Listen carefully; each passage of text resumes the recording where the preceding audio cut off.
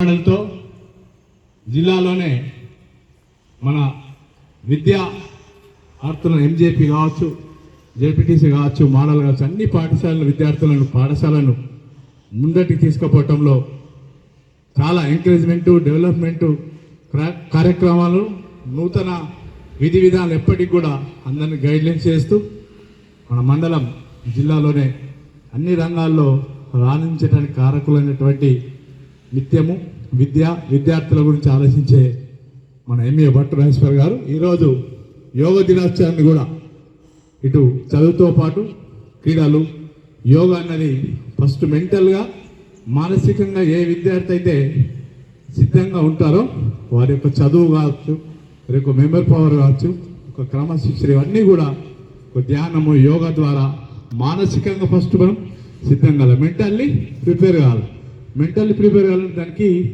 యోగా, క్రీడలు అన్నది దోహదపడతాయి. కాబట్టి ఈ రంగాల్ని కూడా ఎల్లప్పుడూ మన మండలంలో ప్రతి పాఠశాలలో జరిగే విధంగా ఈరోజు ఆదివారం అయినప్పటికీ అన్ని పాఠశాల యొక్క యాజమాన్యాలను చైతన్యపరుస్తూ ఈరోజు మన ఎంజేపీ పాఠశాల విజిటింగ్ కొరకు చేసినటువంటి ఎంఈఓ గారు విద్యార్థులను ఉద్దేశించి ఈ యోగా యొక్క ప్రాముఖ్యతను వివరించాల్సిందిగా.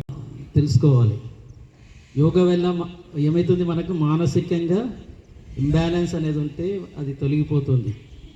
మానసికంగా, శారీరకంగా ఫిట్నెస్ ఉన్నప్పుడే మనం ఏదైనా సాధిస్తాం.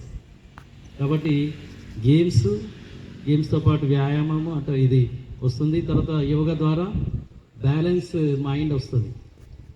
ఫిజికల్ ఫిట్నెస్ గేమ్స్ ద్వారా వస్తే ఈ యొక్క మెంటల్ ఫిట్నెస్ అనేది, ఈ రెండింటి కూడా బ్యాలెన్స్ చేస్తే అప్పుడు మనం ఫిజికల్గా, మెంటల్గా ఫిట్నెస్ అయినప్పుడే మనం ఏదైనా సాధించగలుగుతాం. సో ఈ యోగా ద్వారా మనం చూసాం, మన భారత ప్రధానమంత్రి నరేంద్ర మోడీ గారు అసలు ఎప్పుడు కూడా ఉత్సాహంగా మరి అహర్నిశలు దేశాభివృద్ధి కొరకు పాటుపడుతున్నారు, తెలుసు కదా. సో అలాగే మనం యోగా చేసినప్పుడు